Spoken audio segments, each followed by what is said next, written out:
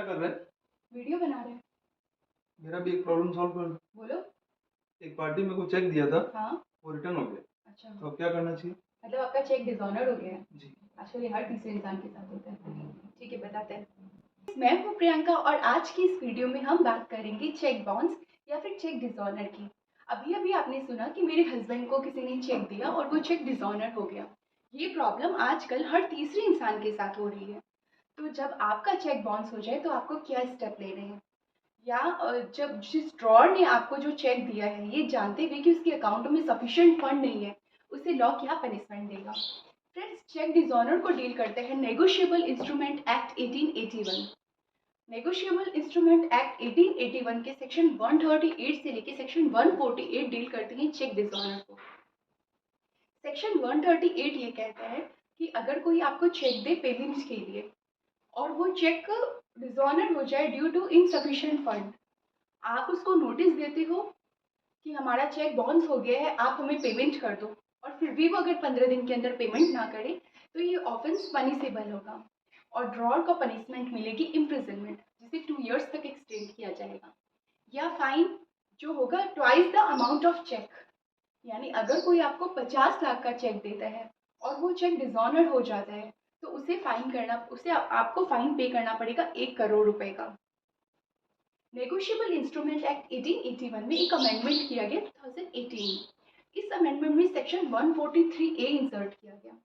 ये सेक्शन ये बोलता है कि जब आप डिसऑनर ऑफ चेक के केस में कंप्लेंट फाइल करते हो कोर्ट में, कोर्ट कॉग्निजेंस लेती है, ऑफेंस को ट्राई करती है, तो कोर्ट अक्यूज्ड को यानी ड्रॉर को ये बोलेगी ड्यूरिंग ट्रायल कि आप पे करो 20% interim compensation of the amount of cheque. यानी जितनी का चेक आपने ड्रॉ किया था उसका 20% एज एन इंटीरियम कंपनसेशन आप कोर्ट में पे करो। ये पेमेंट दी जाएगी पेई को जिनको वो चेक दिया गया है, और ये पेमेंट ड्रॉर को पे करनी पड़ेगी जिस डेट को कोर्ट ऑर्डर देगी उस डेट के 60 दिन के अंदर। इस पीरियड को कुछ सफिशिएंट रीजन से 1 और महीने तक एक्सटेंड किया जाएगा, यानी 3 महीने के अंदर ड्रॉर को आपको 20% of the amount of cheque pay करना होगा। नेगोशिएबल इंस्ट्रूमेंट एक्ट में सेक्शन 148 इंसर्ट किया गया 2018 में। ये कहता है कि जब ट्रायल कोर्ट ड्रॉर को कन्विक्ट कर लेगी डिसऑनर ऑफ चेक के केस में और ड्रॉर ने अगर अपील फाइल करी है अपीलेट कोर्ट में, तो अपीलेट कोर्ट ड्रॉर को ये बोलेगी जिसने अपील फाइल करी है कि आप पे करो 20% एज एन इंटीरियम कंपनसेशन। ये 20% होगा उस अमाउंट का जो ट्रायल कोर्ट उनमें फाइन या कंपनसेशन के रूप में अवार्ड करती है।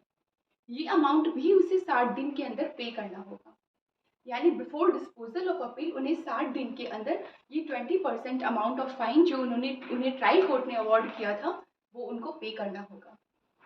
इस पीरियड को भी फर्दर एक्सटेंड करके 1 मंथ तक फर्दर एक्सटेंड किया जा सकता है, यानी टोटल 3 मंथ्स के अंदर उन्हें वो पेमेंट आपको देनी होगी। अब हम बात करेंगे कि हमें क्या स्टेप लेने हैं अगर हमारा चेक डिसऑनर हो जाए। तो फर्स्ट स्टेप ये होगा कि जिस डेट को आप चेक बैंक में लेके जाते हो और बैंक आपको ये कहती है कि ये चेक रिटर्न कर रहे हैं हम क्योंकि इस अकाउंट में सफिशिएंट फंड नहीं है, और बैंक आपको एक मेमो देती है, उस डेट से 1 महीने के अंदर आपको नोटिस देनी है ड्रॉर को, यानी जिसने आपको चेक दिया, कि हमारा चेक रिटर्न हो गया ड्यू टू इनसफिशिएंट फंड, आप 15 दिन के अंदर इसकी पेमेंट कर दें। सपोज आज 24 नवंबर है और आज अगर बैंक चेक मुझे रिटर्न दे रही है कि इनसफिशिएंट फंड के कारण ये हम पेमेंट नहीं कर सकते आपको, तो मैं इस 24 नवंबर से 24 दिसंबर के अंदर सामने वाले को ये नोटिस दूंगी कि आप 15 दिन के अंदर, यानी जिस डेट को उनको नोटिस दूंगी उस डेट से 15 दिन के अंदर आप मुझे पेमेंट कर दो। और अगर वो फिर भी 15 दिन के अंदर पेमेंट नहीं करते तो 16वें दिन मेरे पास ये राइट होगा कि मैं उनके अगेंस्ट केस फाइल कर सकूं। अब ये नोटिस हमेशा इन रिटिंग होनी चाहिए। सुप्रीम कृष्णा टैक्सेसर and capital market versus ILA Agarwal के केस 2015 में ये कहा कि notice should not be given to any person other than drawer, यानी आपको ये इन रिटिंग की जो नोटिस है वो ड्रॉर को ही देनी है। और आपका कॉज ऑफ एक्शन अराइज होगा ये 15 दिन खत्म होने के बाद 16वें दिन। इस सुप्रीम कोर्ट का एक केस है योगेंद्र प्रताप सिंह वर्सेस संध्या पांडे। योगेंद्र प्रताप सिंह वर्सेस संध्या पांडे के केस में सुप्रीम कोर्ट ने ये कहा कि ये 15 दिन का पीरियड खत्म होने के पहले अगर कोई केस फाइल करता है तो कोर्ट इस पर कॉग्निजेंस नहीं लेगी, क्योंकि कॉज ऑफ एक्शन 15 दिन खत्म होने के बाद ही स्टार्ट होते हैं। ये 15 दिन इसलिए दिए गए हैं क्योंकि कई बार जब चेक ड्रॉ करता है, लिखता है उस पेमेंट के लिए, तो उसे ये नहीं पता होता कि उसके अकाउंट में सफिशिएंट फंड नहीं है। उसे यही पता होता है कि मेरे अकाउंट में फंड है, पर कई बार फैमिली मेम्बर्स या कोई किसी और रीज़न से वो पैसे विड्रॉ कर लेते हैं, तो उसे नॉलेज नहीं होती कि मेरे अकाउंट में सफिशिएंट फंड नहीं है। तो उन्हें एक अपॉर्चुनिटी दी जाती है कि with in a period of 15 days आप अमाउंट पे कर दो। अगर फिर भी वो ना पे करे तो आप कंप्लेंट फाइल करोगे। आप कौन से एरिया के मेट्रोपॉलिटन जज या मजिस्ट्रेट के पास कंप्लेंट फाइल करोगे? तो अगर आपको cheque collection through an account दिया गया है तो आप अपनी ही बैंक की ब्रांच जहाँ है उस एरिया के जो मेट्रोपॉलिटन जज या मजिस्ट्रेट है उनके पास कंप्लेंट फाइल करोगे।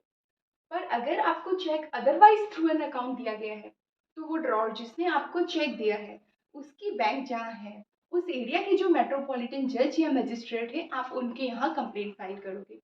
2018 में सेक्शन 142A इंसर्ट किया गया। ये सेक्शन 142A ये कहता है कि अगर आपको किसी ने चेक दिया, वो चेक डिसऑनर हो गया, आपने कंप्लेंट फाइल कर दी, अब आपकी कंप्लेंट पेंडिंग है, इस पेंडेंसी के ड्यूरिंग वो इंसान आपको और चेक भी देता है और वो चेक भी डिसऑनर हो जाते हैं, तो ये जितने भी आपकी सब्सिक्वेंट कंप्लेंट है उस सेम ड्रॉर के अगेंस्ट आप उसी कोर्ट में फाइल करोगे जहां आपने पहले कंप्लेंट फाइल की है। फ्रेंड, सेक्शन 142 का क्लॉज 3 ये कहता है कि वो एक इंसान के अगेंस्ट अगर बहुत सारी कोर्ट में कंप्लेंट फाइल की गई है चेक डिसऑनर के केस में और उन सारी कोर्ट को ये नोटिस मिल गई है कि इस इंसान के अगेंस्ट कई कोर्टों में ये केस चल रहा है, तो वो कोर्ट जिसे नोटिस मिल गई है वो उस केस को ट्रांसफर कर देगी उस कोर्ट में जहां पहली बार कंप्लेंट फाइल की गई थी उस इंसान के अगेंस्ट। तो फ्रेंड्स, कैसा लगा आपको वीडियो? क्या मेरा ये वीडियो आपके चेक बाउंस को लेके, चेक डिसऑनर को लेके जितने भी डाउट है उनको क्लियर कर देता है और आपको ये वीडियो अच्छा लगता है तो प्लीज़ इसे ज़्यादा से ज़्यादा शेयर करें। और अगर अभी भी आपके मन में कोई क्वेश्चन है तो कमेंट में ज़रूर पूछें।